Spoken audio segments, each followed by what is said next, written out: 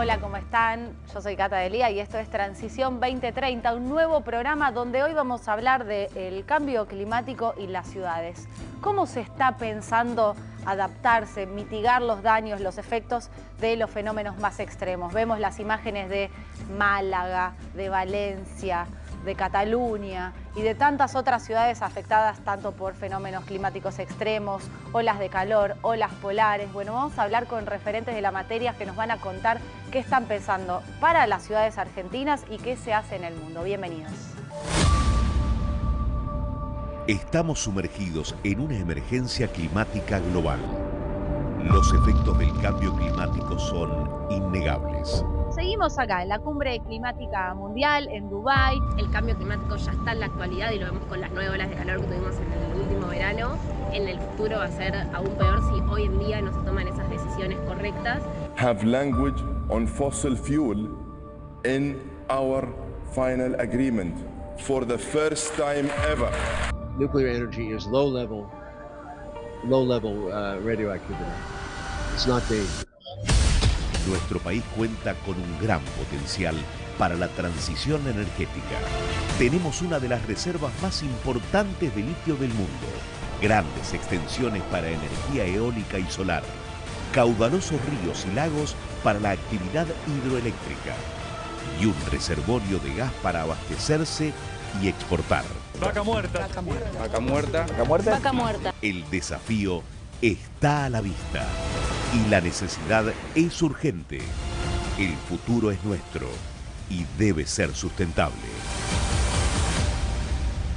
Y le damos la bienvenida a nuestros dos primeros invitados del programa de hoy. Está Cintia Goitía, que es directora de la Maestría de Economía Urbana de la Universidad Torcuato Di Tella, más adecuado para hablar de este tema que ella no hay hoy. Cintia, gracias por venir. No, muchas gracias a ustedes por invitarme. Y hay otro profesor de la Di Tella, que es Gastón Gertner, que es director ejecutivo del Centro de Evaluación de Políticas Basadas en la Evidencia de la Universidad Torcuato Di Tella. Vas a hablar con mucha evidencia hoy, Gastón.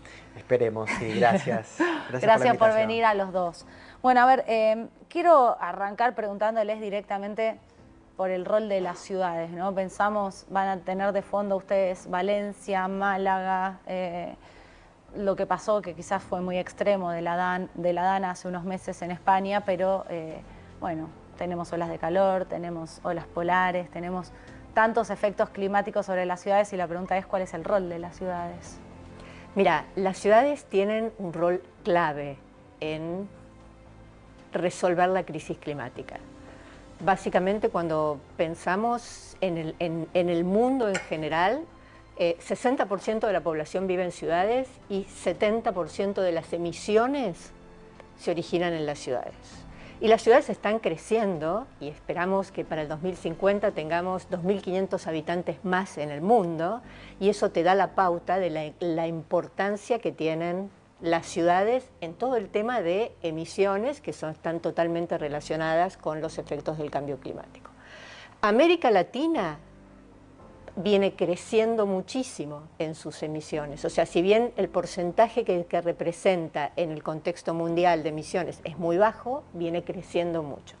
Y todo eso es central a lo que pasa en las ciudades. Transporte, sí, que hace emisiones muy grandes, y el sector residencial. El sector residencial genera muchas emisiones. El sector residencial genera muchas emisiones. En Argentina, por ejemplo, alrededor del 15% de las emisiones son del sector residencial. No tenía idea, la verdad, que el sector residencial genera más emisiones que otros. Sí, y más que la industria, por ejemplo. Más que la industria. ¿Por qué? En las ciudades, el sector residencial representa el 15% de las emisiones y casi el 50% del consumo de energía. ¿Es por el consumo de energía? Por el consumo de energía, exactamente.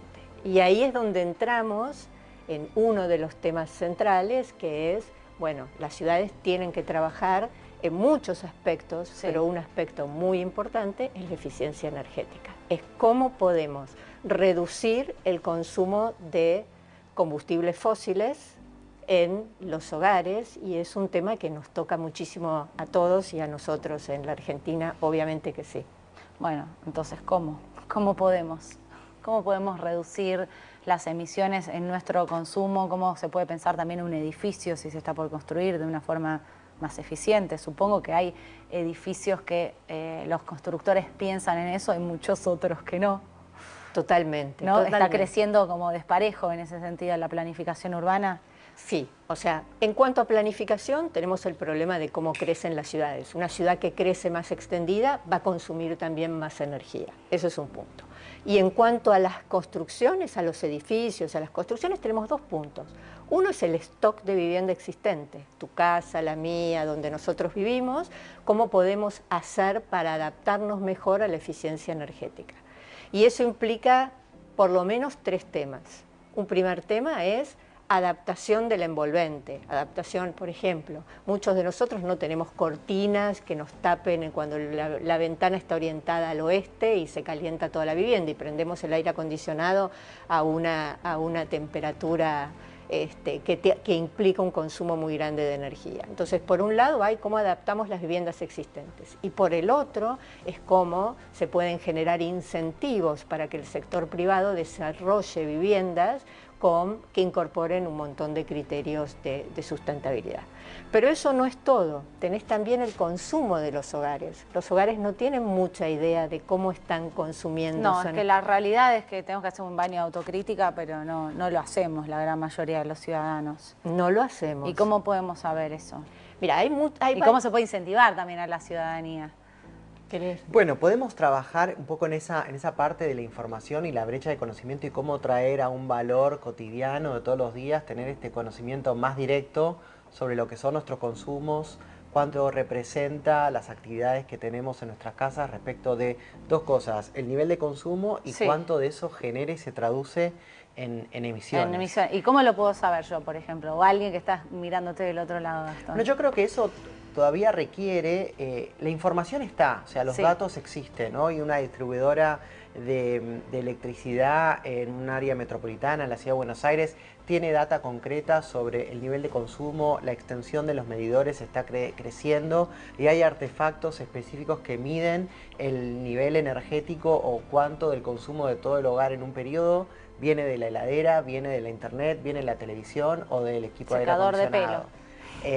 No tanto secador de pelo, no. Pensé que el secador de pelo. La heladera, por ejemplo, la heladera, no porque lo usás un minutito y ya está. En cambio, la heladera la tenés prendida todo el día. Y nada más que 5% de las heladeras en el país cumplen con los requisitos de eficiencia, de etiquetado para eficiencia energética, que son más A o hay que mirar que diga hay que mirar la etiqueta. Si hay alguien que está por cambiar la heladera, ¿qué tiene que mirar? Que tiene que mirar que diga que por lo menos es un más A. Más A. O para arriba de eso, ¿no? ¿Por qué? Porque el consumo de la heladera se puede reducir en un 70%. Si reemplazáramos todas las heladeras, ¿no? Ese 95% de heladeras que en realidad tienen más de 15 años o 10 años de antigüedad, estaríamos reduciendo el consumo en un 70%. O sea, las heladerías están al horno con las emisiones. Las heladerías deben estar al horno también con el costo de la electricidad también.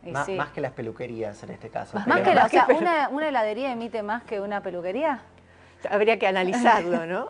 Bueno, sí, pero me imagino también la Berrap, todos esos lugares también que no son residenciales, pero que deben emitir bastante también. Pero bueno, vos decías, entonces, podemos mirar en las páginas nuestros consumos, más allá de los electrodomésticos. Creo que hay dos partes para esto, ¿no? Una primera parte que es del lado de la oferta, quienes ofrecen los servicios, esos datos existen. Creo que se puede trabajar mucho en formas más customizables, accesibles, de traer esa data de forma interpretable a la población. Es decir, hoy uno ve la boleta de cualquier distribuidora y pareciera como en un chino básico. O sea, y hay una parte de que se hace una construcción de esa información muy jeroglífica, pero por otro lado hay mucha falta de información y de cultura y de concientización por parte de la ciudadanía y nuestra en general de asimilar y entender esos datos. Yo creo que hoy, en el contexto de cambio climático que tenemos y como este es un tema central, todos deberíamos tener más o menos esta conciencia de qué actividades dentro del hogar emiten más. O sea, si el bienestar o el confort del hogar tiene que ver con el acondicionamiento térmico, la calefacción en invierno, la refrigeración en verano, mantener la heladera, qué pasa si lo cambio por este otro producto, o todo ese combo de acciones que hacemos para estar cómodos. Tenemos que tener más o menos el precio relativo, la tasa de conversión de, bueno, si hago esto, ¿cuánto me va a impactar en el bolsillo a fin de mes? O cuánto estoy consumiendo porque tengo una naturaleza de esto está emitiendo más o menos, que en definitiva es el hábitat de todos. Hay una tarea muy fácil, que es muy concreta, que tiene que ver con los termotanques y los pilotos. Hoy parte de la tarea de todos nosotros es dejar el piloto prendido, encendido 24 horas. Sí. Está comprobado que si vos lo reducís, pero vos no estás todo el día usando ni el agua caliente, ni todo el día estás en tu casa. O sea, tenés que apagar el piloto. Tienes que apagar el piloto y eso genera mucho ahorro de consumo energético. Nunca lo hice, tengo que decir, me siento muy mal y muy culpable.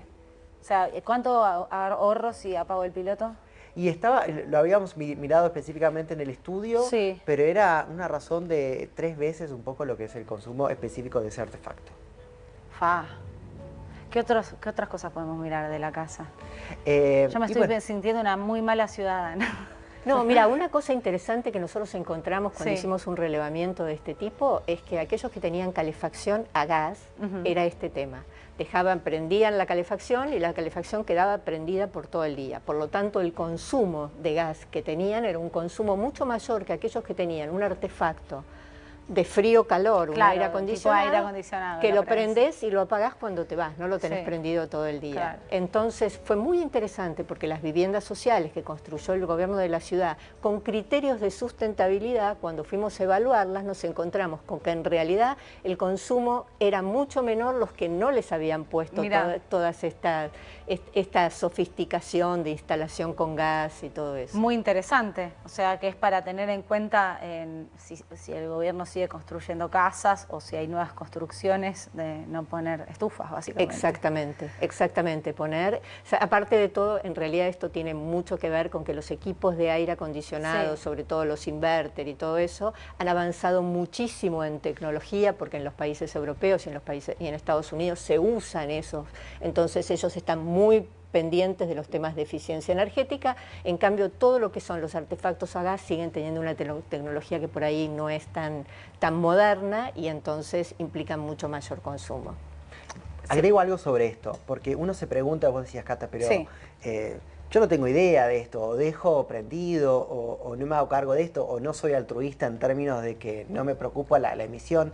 Parece que el lugar intermedio acá, lo que estaba pasando, sobre todo en la Argentina, era el lugar de los precios relativos que ocupaba la energía, ¿no? Y los costos de los servicios tanto de gas como de electricidad. Parece que en el contexto actual se está avanzando. En España no dejas nada prendido. Claro, de repente te llega la factura y te... Sí, o en Inglaterra... Nunca más dejas nada prendido.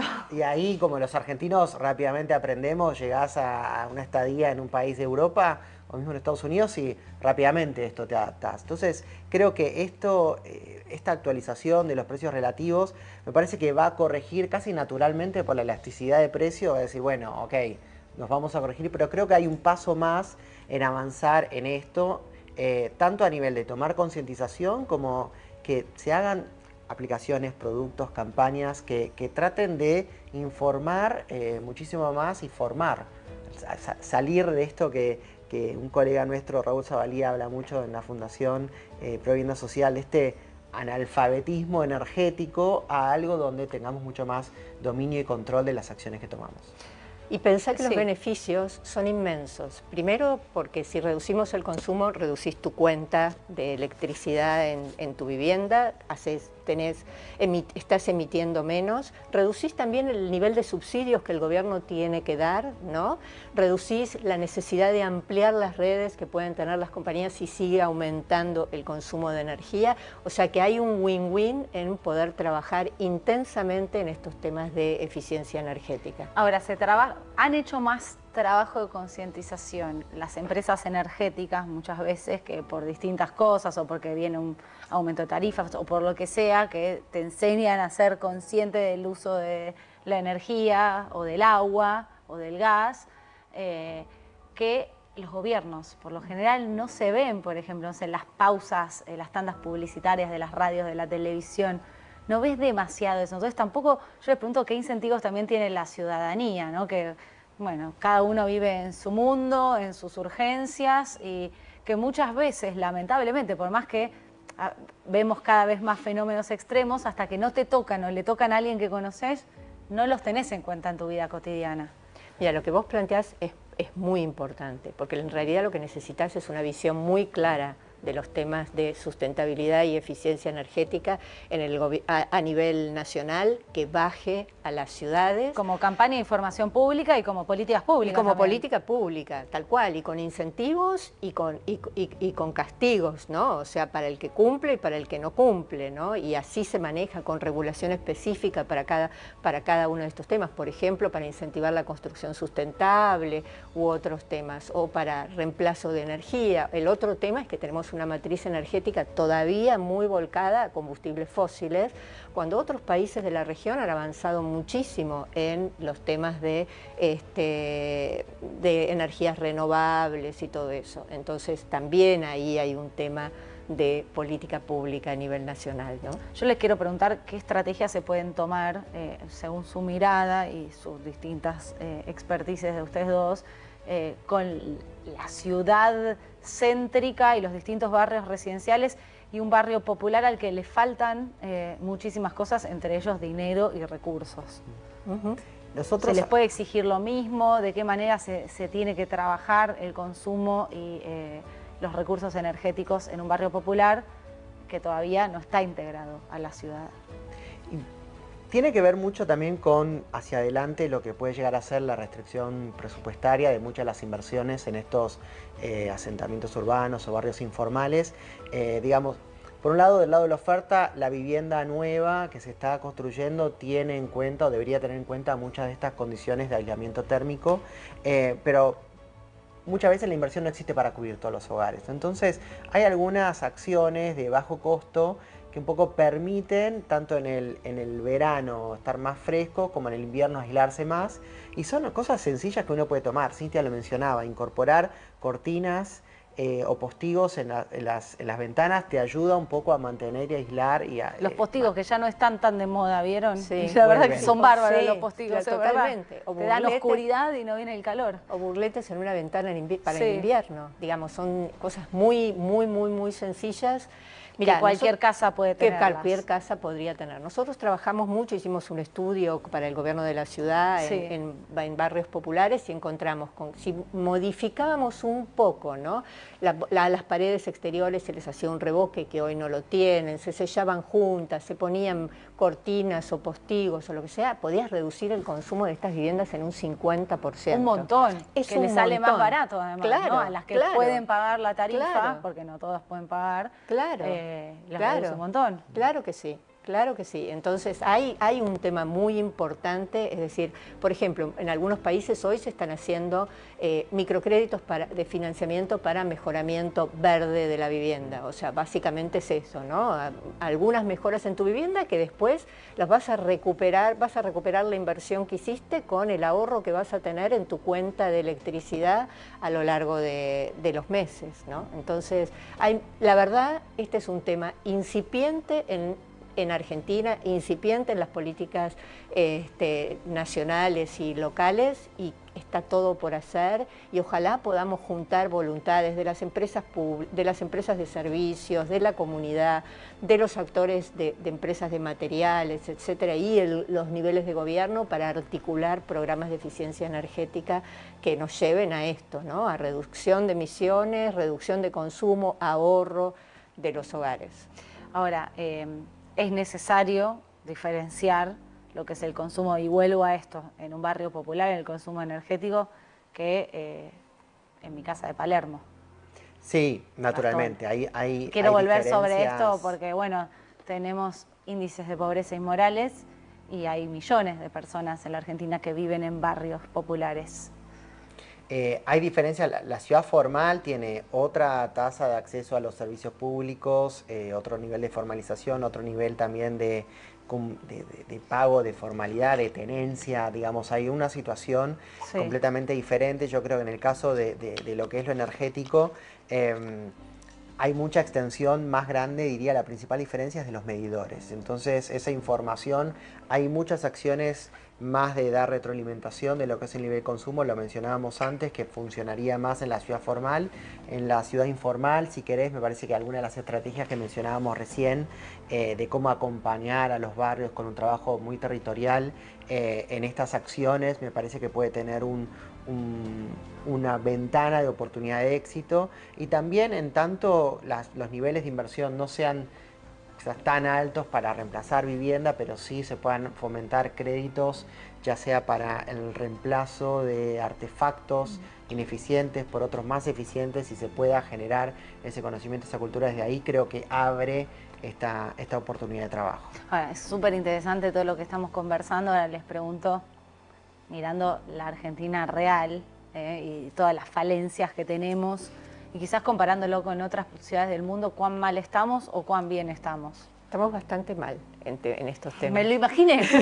En estos temas, si uno mira, si uno se compara, Argentina es un país de ingresos medios, ¿no? Sí. O sea que no nos vamos a comparar con ciudades de África, por ejemplo. Nos podemos comparar con otros más o menos semejantes, pero incluso con otros pares en América Latina, ni hablar con las ciudades de Europa, están muy enfocados en reducir las emisiones y respetar los compromisos asumidos de reducción de emisiones en los próximos años, y han hecho muchísima política. O sea, desde sacar los autos del centro de las ciudades para reducir las emisiones, hasta manejar la huella de carbono de los productos alimenticios y de un montón de cosas. Y en temas de eficiencia energética también, el etiquetado de viviendas. ¿Cómo es eso? A ver. El etiquetado de viviendas es un cómputo que te permite adjudicarle a una vivienda qué categoría tiene con respecto a su consumo energético, a su requerimiento de energía de acuerdo a sus características constructivas. Como la etiqueta que yo te dije de la heladera, sí, pero hay etiquetas para las viviendas. ¿Y quién lo certifica eso? ¿Los gobiernos municipales? Claro, hay organismos que certifican eso, y eso hace que vos vayas a comprar una vivienda, sí, y que sepas de antemano cuánto va a significar en tu consumo de energía. Claro, que está buenísimo, además porque, a ver, si no lo pensás por la conciencia ambiental, pensalo por tu bolsillo. Por su bolsillo, totalmente, y genera un incentivo a que la gente mejore la etiqueta de su vivienda, porque después eso puede estar atado también a políticas del mercado de alquiler. O sea, un alquiler, por ejemplo, que tiene un alto consumo, vale menos en el mercado, tiene otras penalidades también en el mercado. Entonces, la política está como más estructurada para que estos temas no sean un tema aislado, sino que sean una parte integral de todo el desarrollo de la ciudad. Ahora, Cintia, Gastón, si tenemos que mirar ciudades del mundo que, bueno, pueden ser un faro para mirar a la Argentina y nuestras ciudades, ¿qué podemos mirar? Que dicen, bueno, yo miro mucho el ejemplo de... Mira, yo miro mucho las ciudades de América Latina, porque en realidad, si vos te pones a pensar, son parte de nuestra región y todo eso.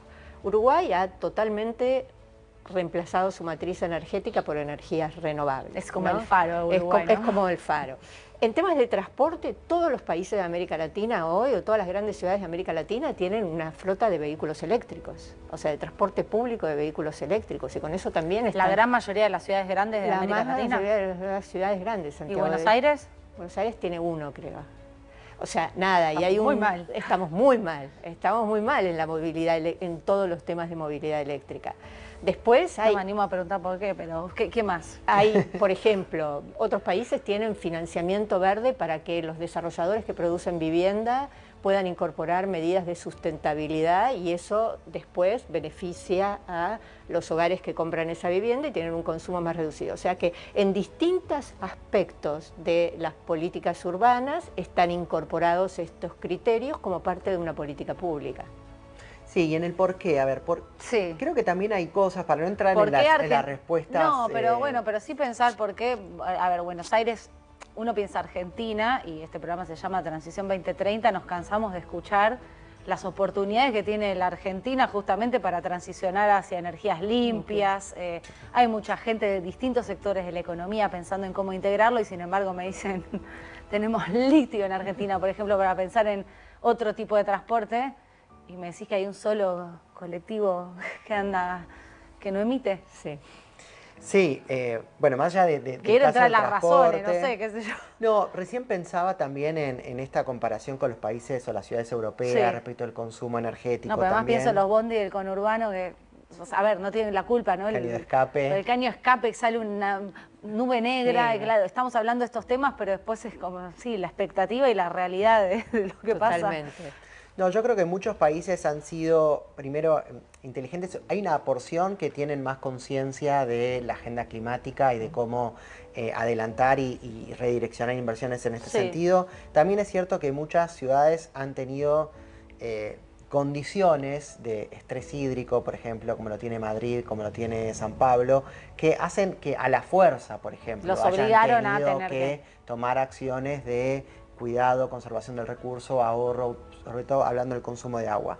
Y en energético lo mismo, ya sea por el precio relativo y demás. Creo que en la Argentina hemos estado también con muchas de las ventajas de la disponibilidad de recursos, que siempre es como la gran bendición argentina, que ha sido también que en vez de aprovecharnos para pararnos y tomar ese envión, nos hemos quedado un poquito más retraídos porque sabemos que la Tierra, el lugar del mundo donde estamos o nuestras condiciones proveerán. Creo que ahora parte de ese cambio o la Agenda 2030, 2050 nos está un poco empujando a emparejarnos, ¿no? Y les pregunto porque hace un tiempo el presidente Milei decidió retirar a la delegación argentina de la Cumbre Climática Mundial de Azerbaiyán, que fue la última COP. Yo me había ilusionado porque en la primera COP que le toca a Milei manda a Marcia Levashi a la COP de Dubái, y después estuvo la COP este año de biodiversidad en Cali, donde también enviaron a la secretaria de Ambiente, Ana Lamas. Sin embargo, la última COP ya retira a todo el personal diplomático y justo coincide también con, bueno, un cambio de gobierno en Estados Unidos de un Donald Trump que en su momento se salió del Acuerdo de París y que ya anticipó. Veremos si lo hace, que va a seguir en esa misma senda. ¿Cómo afecta eso a pensar ciudades también? Porque entiendo que no es lo mismo quienes están rigiendo el poder en el mundo, más allá después de que se impone la agenda de me viene la dana, me inundó todo y tengo que pensar otro tipo de ciudad porque ¿qué hago la próxima?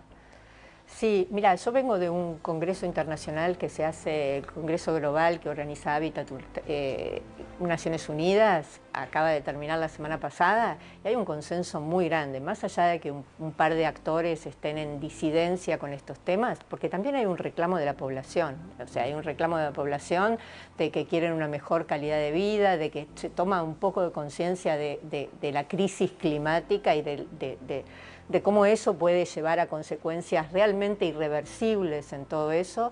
Entonces, nada, yo creo que los países siguen trabajando con ese tema. Más allá, digamos, de algunos líderes mundiales que critiquen la Agenda 2030. Exactamente. Y lo importante hoy, lo que por lo menos vimos en esta conferencia, es que hay muchísimo financiamiento internacional. Para que las ciudades mejoren todo eso. Financiamiento de impacto, o sea, todo lo que es las finanzas de impacto, que en realidad no buscan una rentabilidad, sino que buscan un beneficio social. Por ejemplo, lo que pasó en España este año, dar una mano en Valencia, por ejemplo. Dar una mano en Valencia o dar una mano en programas que tiendan a la eficiencia energética, al mejoramiento, a las biodiversidades y a la diversidad, a las soluciones basadas en la naturaleza como un recurso. O sea, hoy hay una fuente de financiamiento muy importante que están tratando de hacer llegar a las ciudades para avanzar en estos temas. O sea que es un camino para las ciudades argentinas buscar financiamiento externo y empezar a planificar en este sentido. Sí. Ahora, estamos lejos, decís vos, estamos mal. ¿Y qué se puede hacer? Porque esto, más allá de nosotros mirar la etiqueta de la heladera o poner postigos, los grandes cambios vienen de los tomadores de decisiones. Sí, yo soy optimista en este sentido. Yo creo que hay mucha innovación a nivel local, a nivel de los gobiernos provinciales y los gobiernos municipales. Y si bien no tenemos toda la estructura normativa a nivel nacional, sí tenemos gobiernos, un intendente que ve que su población tiene problemas de inundación, de otras cosas, y que trata de impulsar en su territorio distintas políticas. ¿Hay algunos municipios o provincias que vos digas, bueno, están haciendo muy bien las cosas acá? Sí, hoy hay muchísimos que están trabajando en estos temas de cambio climático y de energía dentro de la medida de sus posibilidades y de su escala, ¿no? Pero desde haciendo infraestructuras verdes para mejoramiento del clima o trabajando sobre esos temas. O sea que si bien no tenemos toda la infraestructura, digamos, normativa nacional y la visión del Estado nacional, pero sí tenemos un montón de iniciativas muy interesantes a nivel subnacional de todas estas ciudades, de ciudades en La Pampa, en el norte del país y todo, que a mí me dan mucho aliento de pensar de que las cosas van a ir avanzando. Y esas ciudades también son las que van a ser las receptoras de mucha de la inversión, y hoy el financiamiento a nivel global está buscando un poco, porque sabe cómo es el horizonte de tiempo, que parte de esa rentabilidad va a tener que estar ajustada a los cambios de normativas que vengan para cumplir con los protocolos, ¿no? Entonces me parece que ahí también hay espacio de ajuste, porque saben que todas las inversiones vienen con la letra chica al final que dice qué acciones de mitigación, de adaptación, de inversión se están haciendo. Y yo también soy optimista de la innovación, de todo lo que hay detrás de ciencia y tecnología para el agro, para sistemas de irrigación. Creo que hay una oportunidad de talento, de ciencia en la Argentina para explotar los sectores donde somos competitivos. Interesante. Bueno, cuando dije que los tomadores de decisiones eran los que realmente marcaban el cambio, hiciste una cara porque para vos es muy importante también el rol de los consumidores. ¿O me equivoco, Gastón? Bueno, yo creo que tiene que ver es de los dos lados, ¿no? Me parece que hay responsabilidades como tomadas de ambos lados, que yo creo mucho en el cambio de cultura y el cambio de comportamiento, que es un tema que me compromete y me interesa mucho. Creo que no es exclusivo de que los ciudadanos no los tomamos solos, pero que hay políticas para poder acompañar y llevar ese cambio. Espero que la próxima vez que los vea acá tengamos algún avance, ¿no? Yo no sé qué les pasó a ustedes. Me quedé con lo de España porque quizás es el ejemplo más reciente que tenemos. No sé si es posible que haya un fenómeno climático de esa naturaleza en alguna ciudad argentina, pero pensaba, si le pasa a una ciudad de un país desarrollado, pues fueron varias además ciudades de España, ¿qué nos queda a nosotros? Nos llega a pasar eso, además con la cantidad de barrios vulnerables que tienen menos posibilidad de defenderlo, ¿qué hacemos? Tuvimos algún fenómeno, ¿no? El de La Plata. Bueno, el de La Plata, es cierto que fue una tragedia. Que no se volvió a repetir algo así hasta ahora, ¿no? Pero que es posible que pueda pasar. Bueno, en ese sentido también necesitamos mejor transparencia del riesgo. O sea, no sabemos muy bien. Interesante, ¿no? La palabra, transparencia del riesgo. No, la gente no está muy informada de cuáles son los lugares que pueden estar sujetos a inundaciones, por ejemplo, o mayores riesgos. Y eso también es importante. Es una transparencia y una internalización del riesgo, ¿no? De que nadie está exento.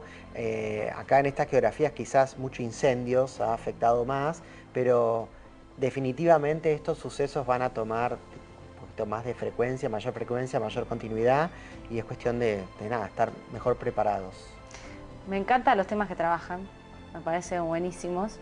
Ojalá los llamen más seguido a ustedes para escucharlos, para consultarlos, para que los temas que están trabajando se trabajen a nivel políticas públicas. Gracias a los dos. Gracias a vos también, Cata, por la invitación. Cambio climático, fenómenos extremos y ciudades. ¿Hasta qué punto estamos preparados? ¿Qué verano se viene? ¿Qué fenómenos se vienen? Bueno, como les decía en la introducción de este programa, siempre tenemos a referentes y expertas. En este caso son dos queridas invitadas, porque ya han venido a este programa, que saben un montón, vienen de distintas disciplinas y las paso a presentar. Está por un lado María Boix, que es investigadora principal de Estado y Gobierno de CIPEC. Gracias por venir, María. Gracias, Cata. Y está Matilde Rustirucci, que ya ha venido varias veces a este programa también, que es doctora en Ciencias de la Atmósfera, licenciada en Ciencias Meteorológicas, profesora emérita de la UBA, investigadora principal del CONICET, también otra capa. Gracias por venir, Matilde. No, gracias a vos.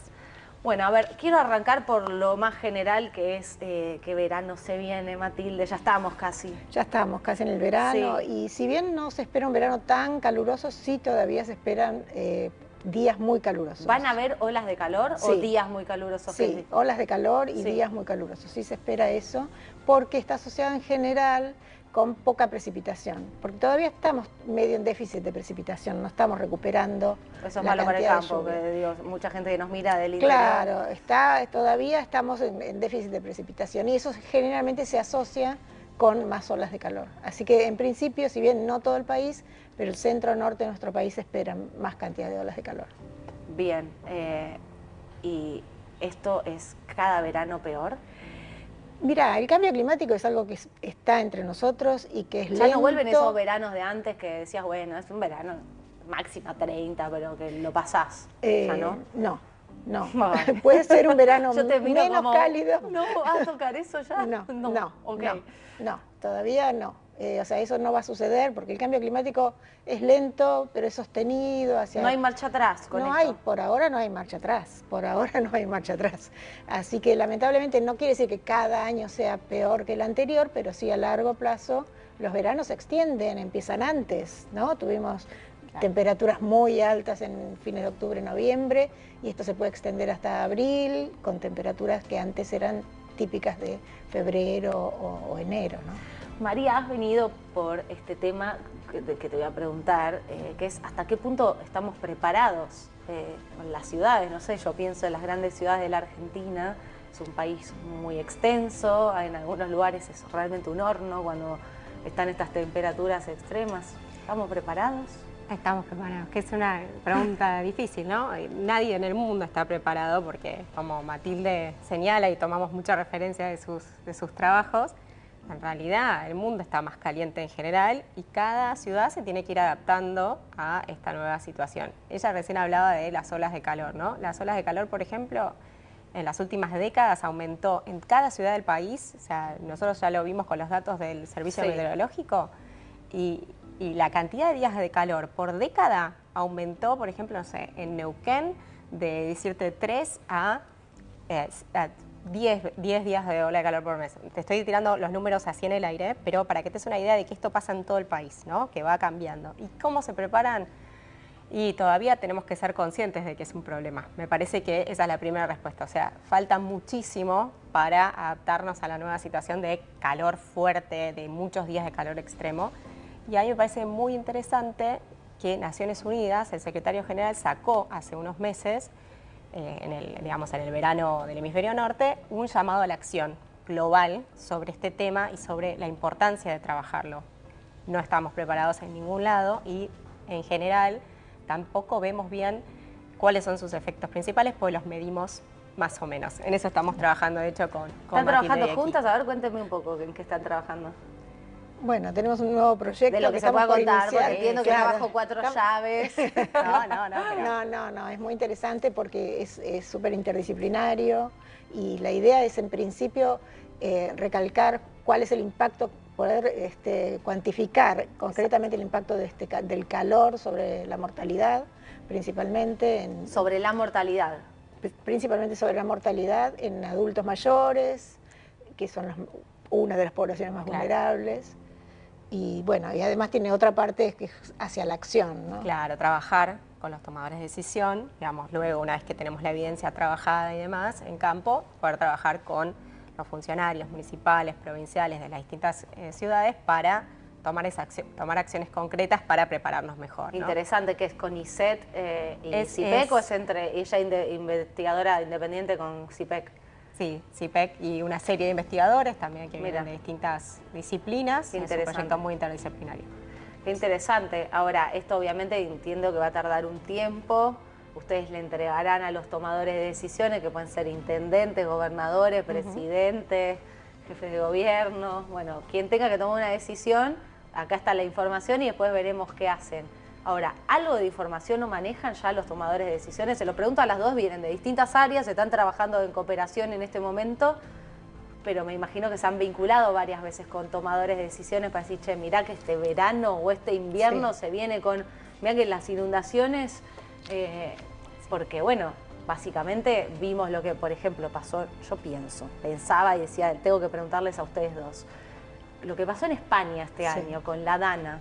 Nos llega a pasar en Argentina. Yo no sé si es posible una Dana te lo pregunto a vos que sos capa en eso, no sé si es posible algo así, pero llega a pasar algo así, terminamos todos flotando. Y lamentablemente no, sí, no puede digo pasar, solo en Buenos Aires, claro. en el país entero. Puede pasar porque es un fenómeno que es parte del sistema de la atmósfera, o sea, puede suceder. No es que es algo obviamente que pasa fue solo en muy, Europa. No. Se llama de otra forma, nosotros lo llamamos gota fría, baja segregada. ¿Gota fría? Gota, porque es como gota una fría. baja segregada. Sí. Lo llamamos de distintas formas, pero el fenómeno es el mismo. Sí. Lo que pasa es que en este caso fue muy extremo, se quedó mucho tiempo en el mismo lugar, produjo esas inundaciones.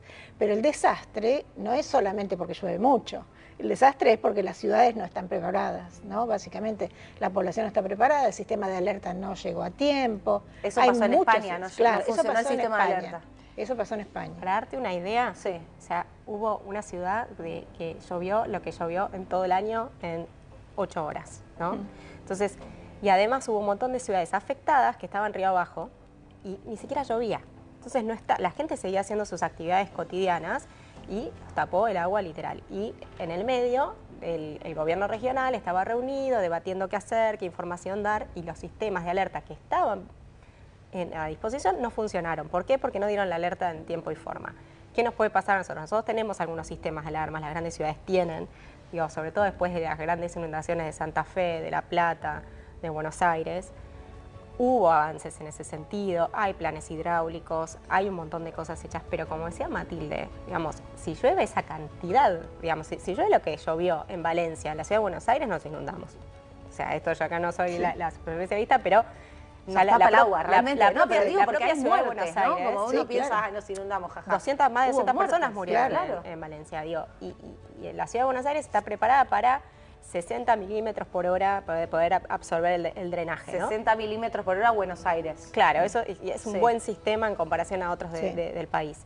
¿La Dana cuánto llovió? Y dicen que llovió como, o sea, hay que verlo, ¿no?, por hora y demás, pero esta ciudad que yo digo, Cavia, llovió el triple, bueno. ¿no? Entonces digo, no hay sistema que aguante igual, digo, es como muy difícil. Entonces ahí es donde entra fuertemente la preparación. La planificación. Claro, porque por un lado tenés que planificar que las ciudades sean más resilientes, crecer bien, ¿no? Crecer en los lugares donde tenés que crecer y no en donde no tenés que crecer. Por ejemplo, los humedales. Si nosotros seguimos avanzando sobre los humedales que están hechos, o las zonas para inundar, para que se inunden en los momentos que necesitamos que se inunden, ahí hay población, ahí ya pasa a ser un problema. Pero cada vez se está construyendo más en humedales. Bueno.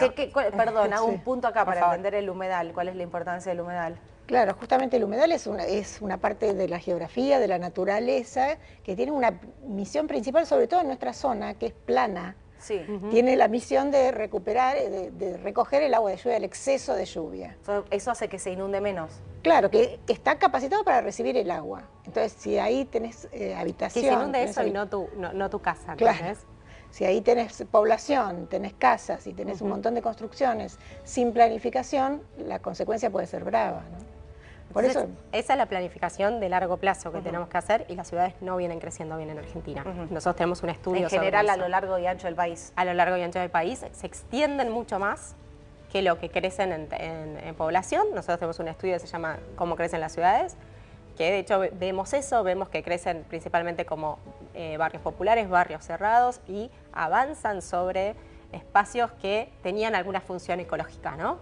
Matan la función ecológica de un lugar para construir ahí sin pensar.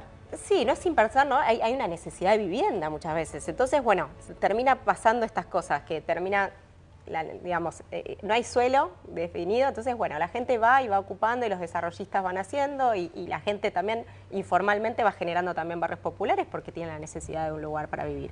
Entonces, se dan todos esos fenómenos, ya, digamos, tenemos un problema ahí. Pero después, en el momento que llegue el desastre, porque sabemos que puede llegar, como decía Matilde, digo, no importa si tenemos el mejor sistema hidráulico, si nos toca, digamos, producto del cambio climático, alguno de estos fenómenos, nos vamos a inundar. Entonces ahí hay que actuar rápido y tenemos que estar bien preparados con los sistemas de alerta temprana, con la preparación de la población de que sepa lo que tiene que hacer.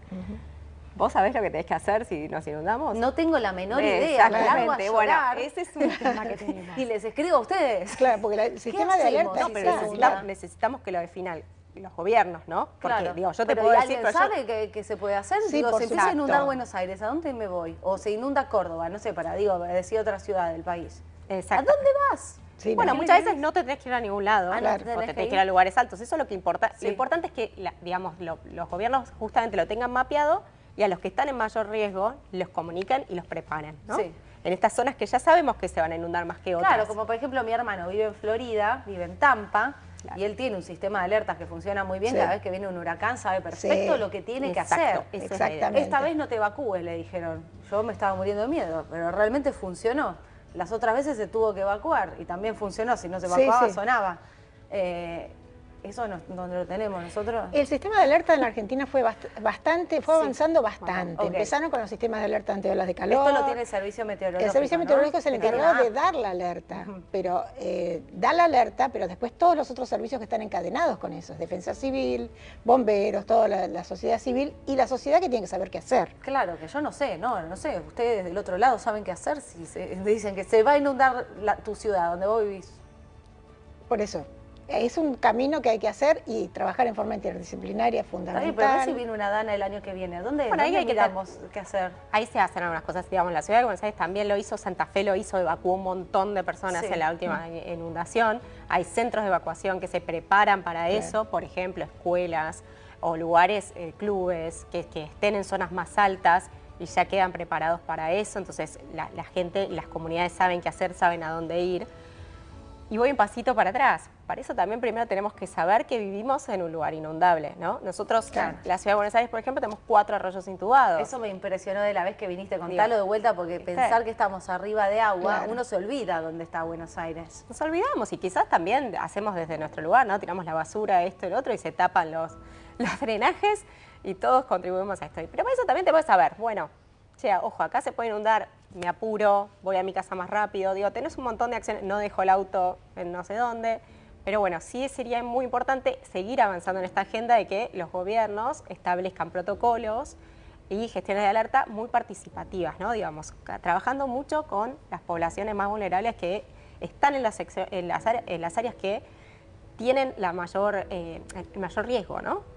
Ahora, ¿los escuchan ustedes? Digo, más allá de que falta lo que falta, ¿los escuchan cuando dicen, bueno, mira, esta problemática, se está construyendo mal, mira que viene cada vez peor, que no estamos exentos de que nos pase una dana? ¿Hay escucha activa, digamos, de los tomadores de decisiones? ¿O es un tema que, como todavía no pasó, como pasa con otras cosas de Argentina, es bueno, no es prioridad? Yo creo que no se puede generalizar. Hay gobernantes que son más conscientes y que toman hay algunos acciones. que están trabajando. Sí, totalmente.